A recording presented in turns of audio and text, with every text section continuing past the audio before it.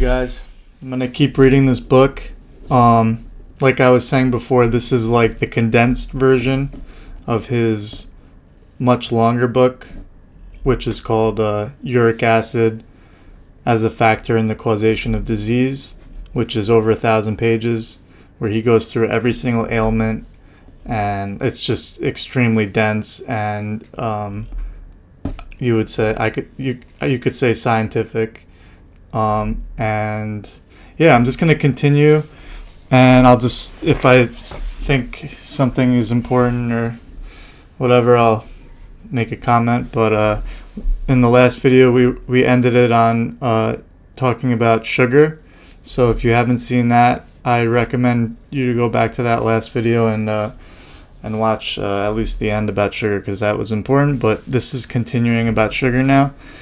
So below, the urea curve is the acidity curve, and this does not at once rise after the acid is taken, but in the hour ending 11:23 there is a decided rise, and this is not due to the normal rise at that hour, because it does not continue to rise in the hour ending 12:23. I take it, therefore, that the rise at 11:23 was due to the acetic acid, and that the acidity, looking to the rapid fall of urea from 14 to 8.5 grains in about 4 hours, would have fallen further at 10.23 but for the acid taken, and that this acid affected the blood before its full effect became visible in the urine, and the rise of urea was the effect of the acid on the circulation of the blood.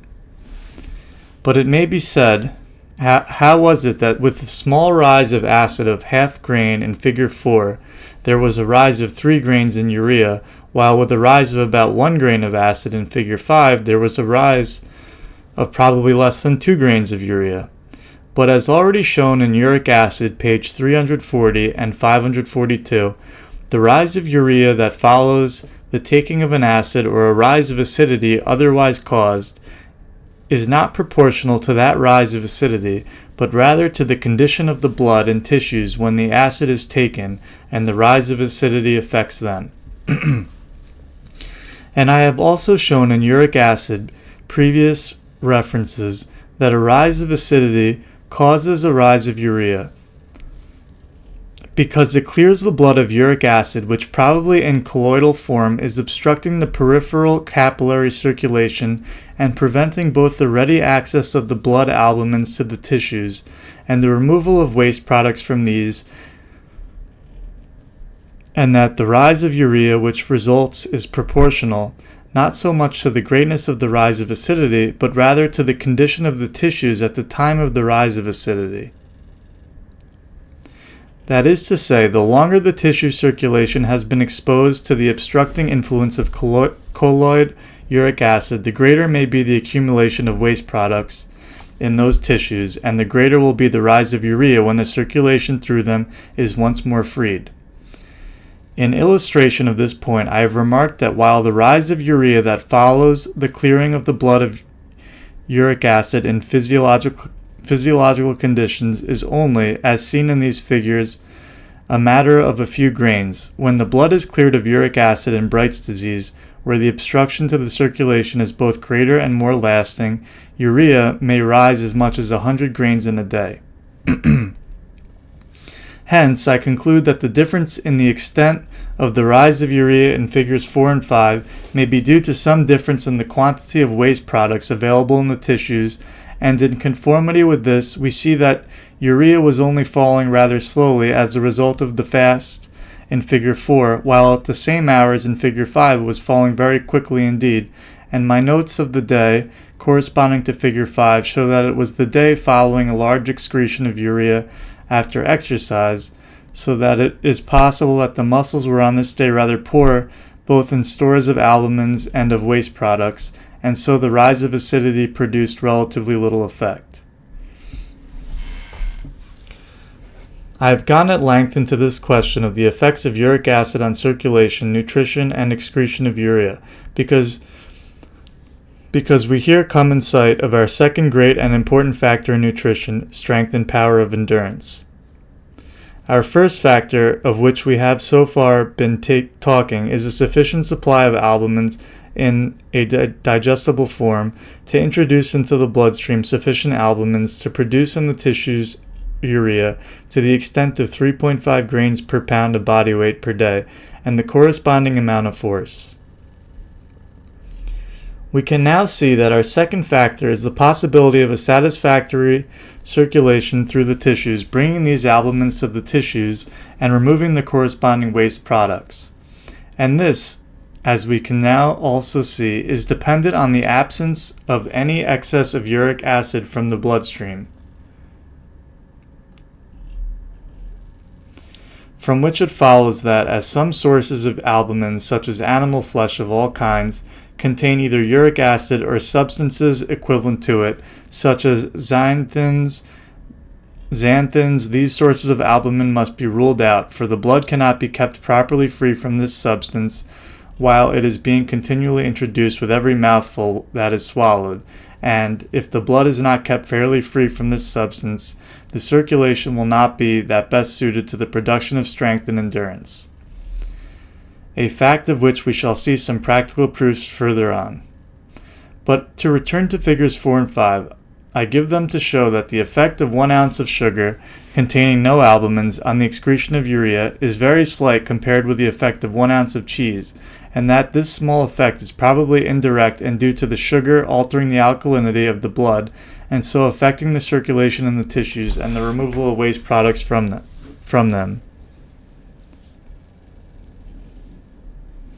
We have thus far learned then that the production of force requires a sufficient supply of albumins in a digestible form, a satisfactory interstitial circulation of the blood to carry these albumins to the tissues and remove waste products, and to make this possible, the blood must contain little or no uric acid or similar substances such as xanthins. Sorry, I'm just going to stop for 1 sec. So, part of what he's saying before about sugar is that it doesn't contain any albumins, so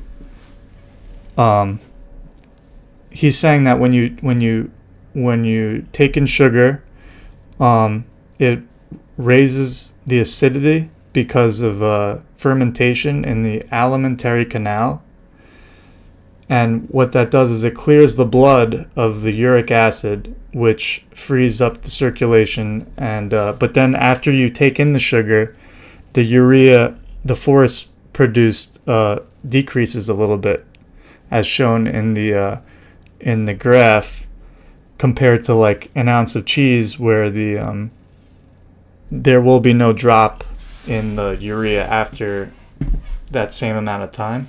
But also he's saying that it depends on the the condition of the body at the time of ingesting the sugar or the cheese. But anyway, I'm gonna keep going. All right, so we have thus far learned then that the production of force requires a sufficient supply of albumins in a digestible form. 2. A satisfactory interstitial circulation of the blood to carry these albumins to the tissues and remove waste products. And to make this possible, the blood must contain little or no uric acid or similar substances such as xanthins. Before I leave the subject, illustrated by the above figures of urea excretion, I will just point out that a small quantity of milk, cheese, or any food of similar albumin value causes a feeling that hunger is sated as the urea rises, and the feeling of hunger begins to return again as urea falls. But if a food poor in albumin is taken, such as fruit, though in much larger bulk than the milk or cheese, there is a feeling of fullness, but hunger is not sated, and there is little or no rise of urea. So that the feeling of hunger is to a large extent a measure of the want of albumins So that the feeling of hunger is to a large extent a measure of the want of albumins in the body, and this can be sated only by albuminous food, and 1 ounce of cheese is worth in albumins more than 10 times its weight of fruit. So that hunger is not a matter of mere bulk. Yeah, that's really important, because Also, there's another book that he edited, which his nephew wrote, I believe, who was also a doctor who followed the same diet for like 30 years, was saying that in order to get a satisfactory amount of albumins per day, if you were to just eat fruit, you'd have to eat, he said you'd have to eat about 100 bananas per day to get for like a norm, like 100 and, I think it was like 145 or 150 pound person. You'd have to eat 100 bananas a day in order to get that the necessary amount of albumins per day. And that's for bananas, which he was saying have like the highest amount of albumins out of like almost any fruit. So if you were to eat another fruit, it would probably be even more than 100. But anyway, I'm going to continue.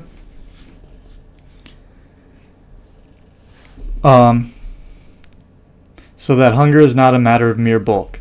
Similarly, if sufficient albuminous food is taken, but something upsets digestion, there is little or no rise of urea, no increasing feeling of strength and power, but rather a feeling of languor and debility with desire to keep quiet.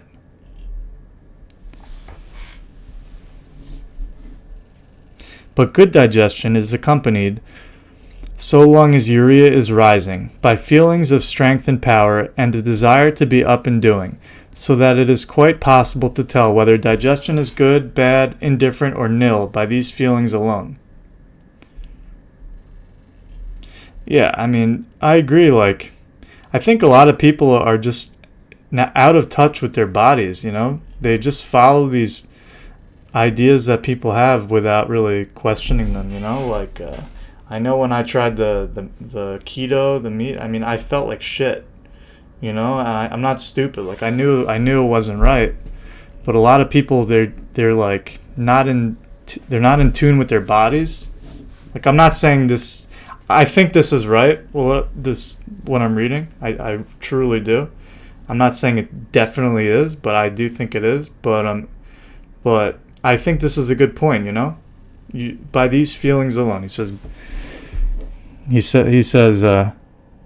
you know when you're digesting your food well. Like, you shouldn't feel bloated. You know, you shouldn't feel gassy and bloated. That's not normal.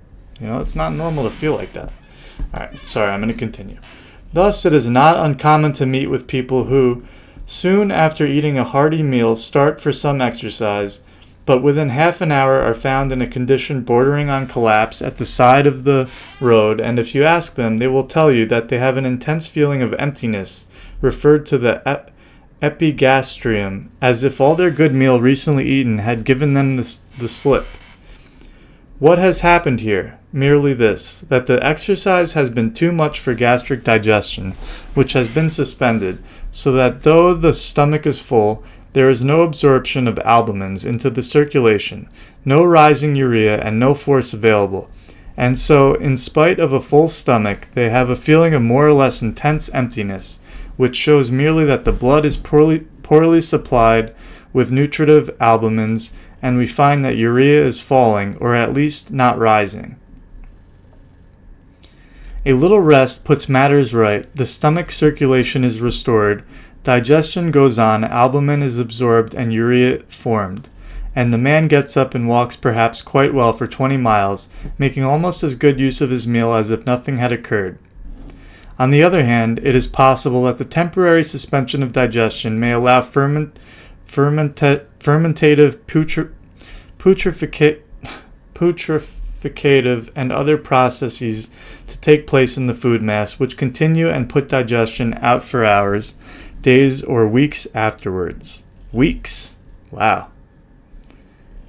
That's crazy.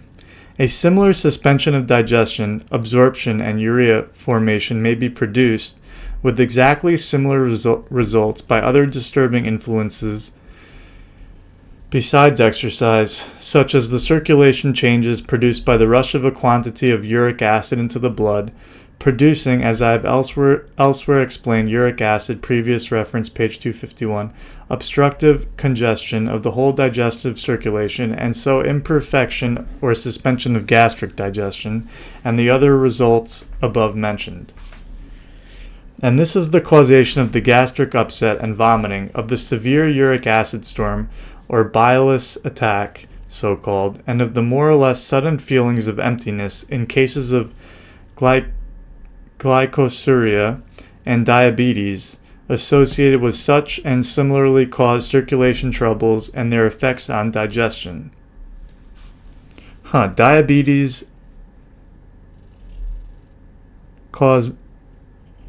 is caused by circulation troubles. I never heard about it. Never. I've read this book like 10 times and I think I missed that.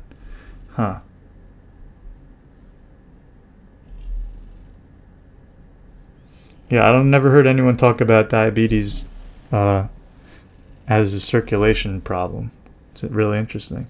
I'm going to continue. As the readers of uric acid already know, every rise of uric acid in the blood and urine is accompanied by a fall in urea, which is no doubt partly due to defective circulation and metabolism in the muscles and other important tissues. The reverse effect to that shown in Figure 5, and also partly to defective circulation and digestion in the stomach, and consequent diminished absorption of albumin into the blood.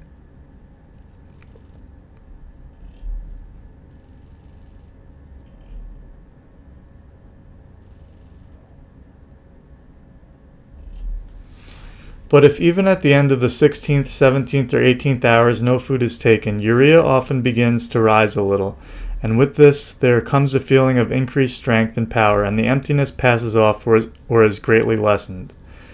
This means, I believe, that the body has begun to feed on its own tissues, and that there is a rise of urea and of energy from this source.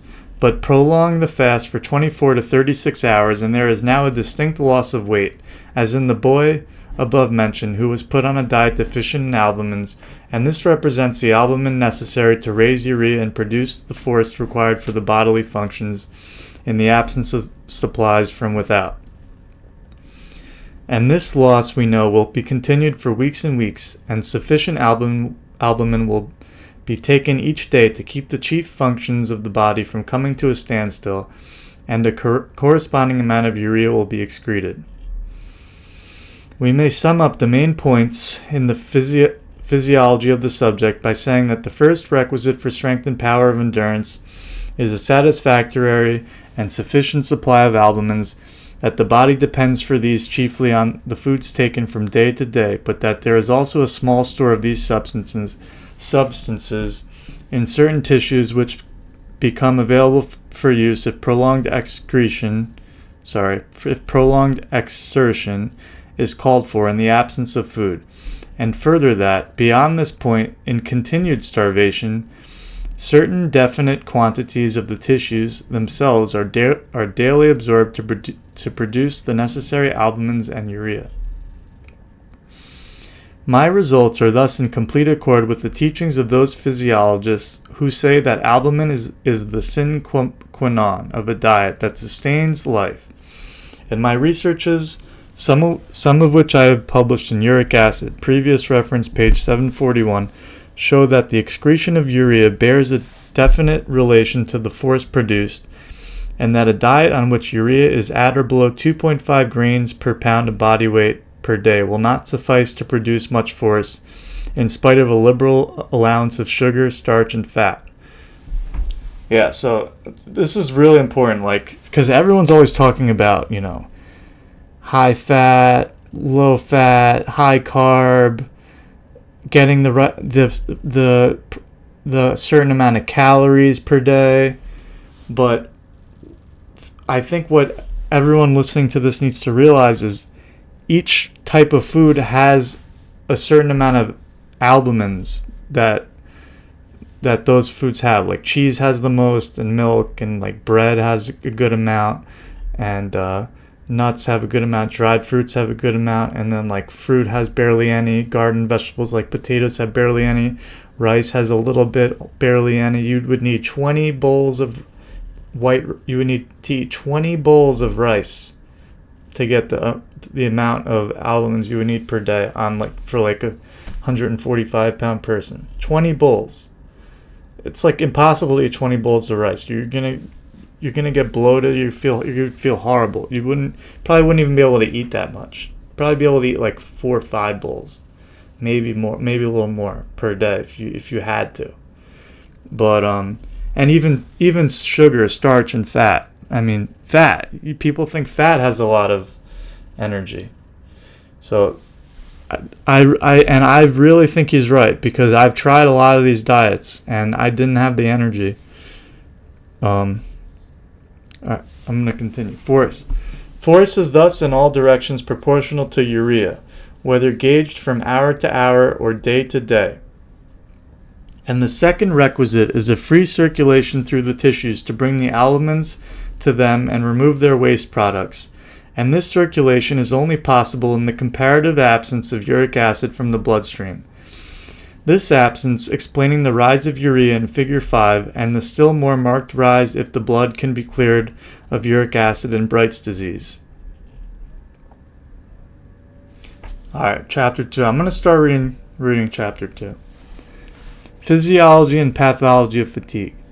From what has already been said, we gather that fatigue, that is, the inability to produce force, may be due to two causes: a general dearth of albumins in the blood, and a condition in the blood which leads to its defective circulation through the tissues, so that though the blood contains sufficient albumins, the tissues cannot readily obtain them, and also the tissues become, as a result of their activity, laden with waste products, which are not sufficiently quickly removed.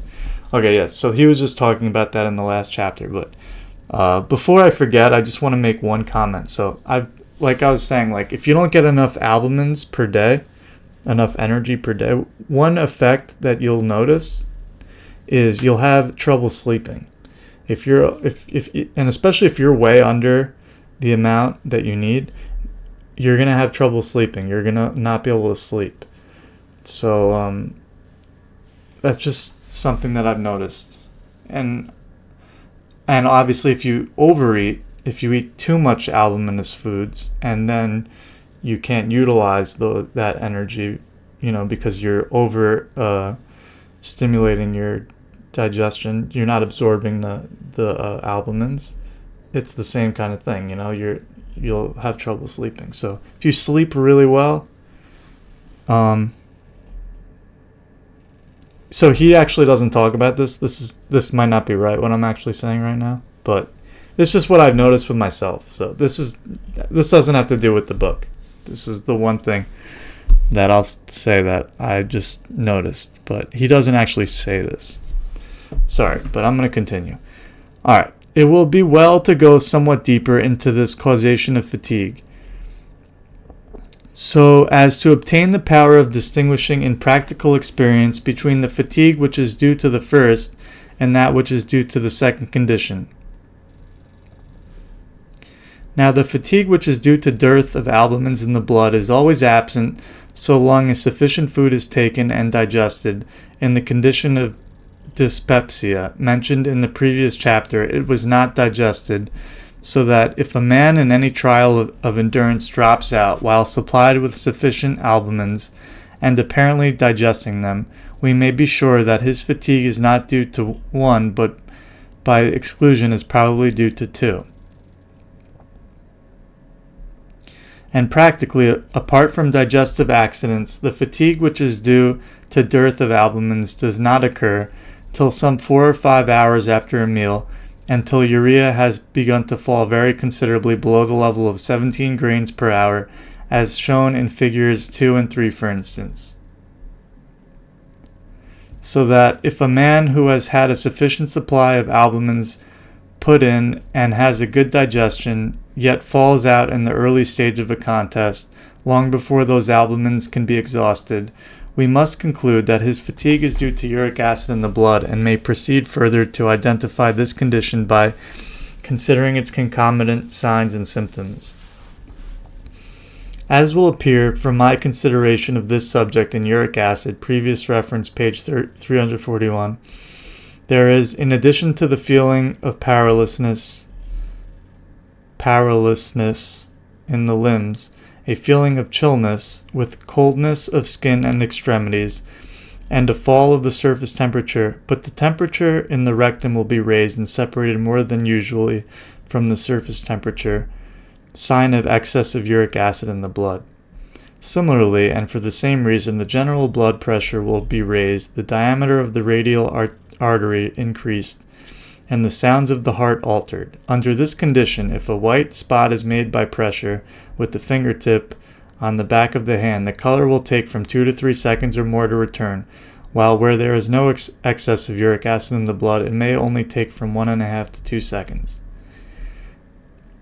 Yeah, so he's saying that, if your hands or feet are cold all the time, then, your circulation isn't good.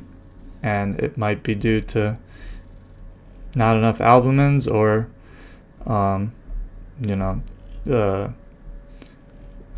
too much uric acid in the blood.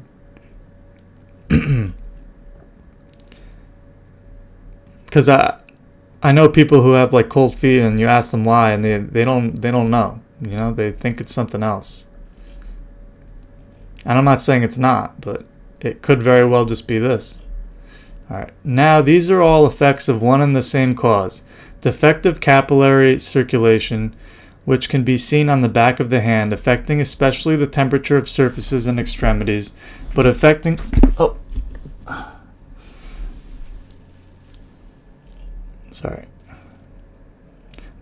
also the general circulation of the whole body, raising the blood pressure and influencing the action of the heart.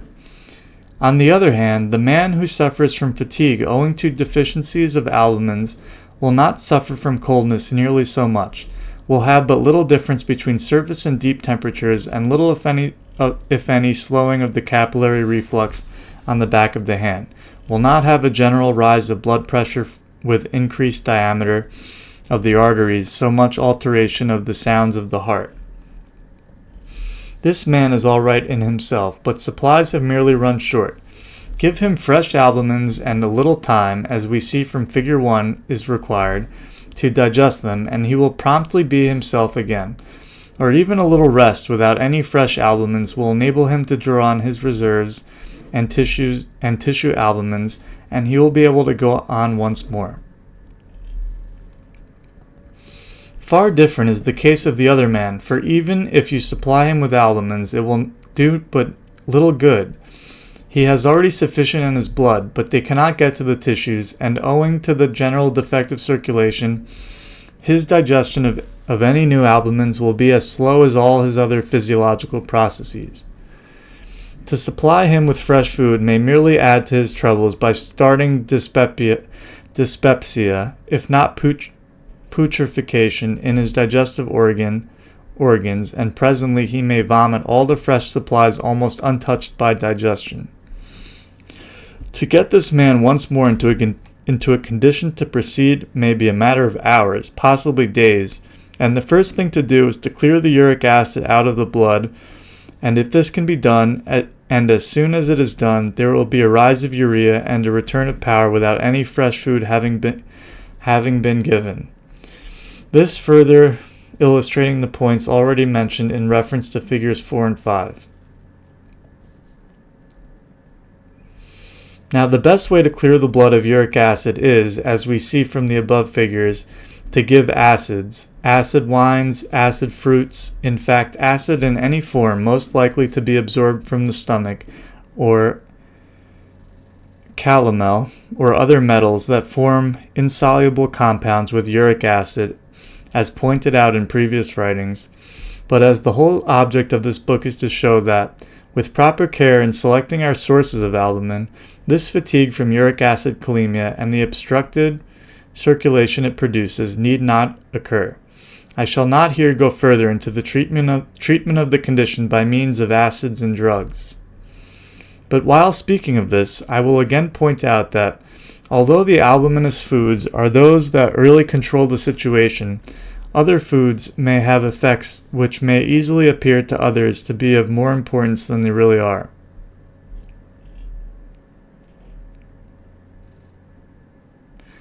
Thus, though in Figure 4 the effect of 1 ounce of sugar is very small compared with that of 1 ounce of cheese, anyone who had taken the sugar would say that they felt distinctly stronger and better for it.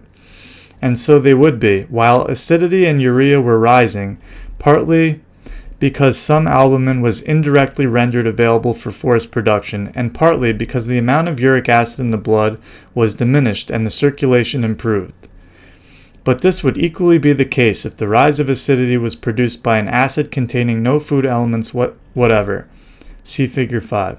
So that while I do not say that carbohydrates, oils, and fats have no effect on nutrition, and am not discussing their effects on the production of force in other forms, such as heat, I do say that their effect on the production of force and activity and the excretion of urea is slight and indirect, and may for the present be neglected, with the object of making clearer and more useful our knowledge of the effects of the albumins.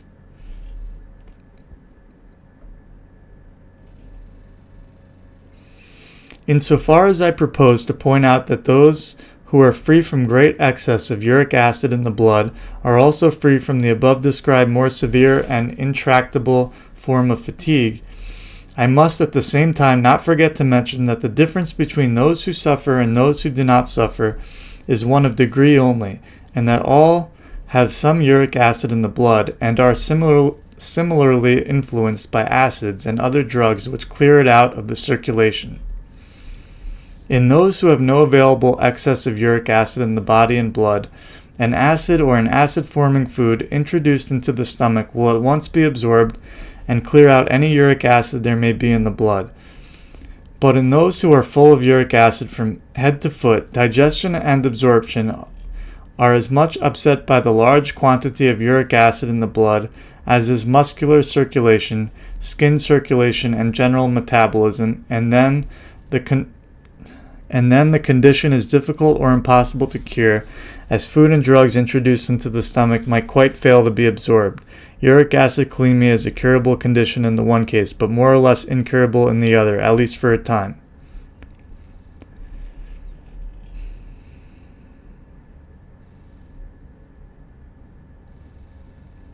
I have also pointed out in uric acid that by watching urea excretion during exercise, it is possible to tell at once whether fatigue is coming early and whether that fatigue is due to excess of uric acid.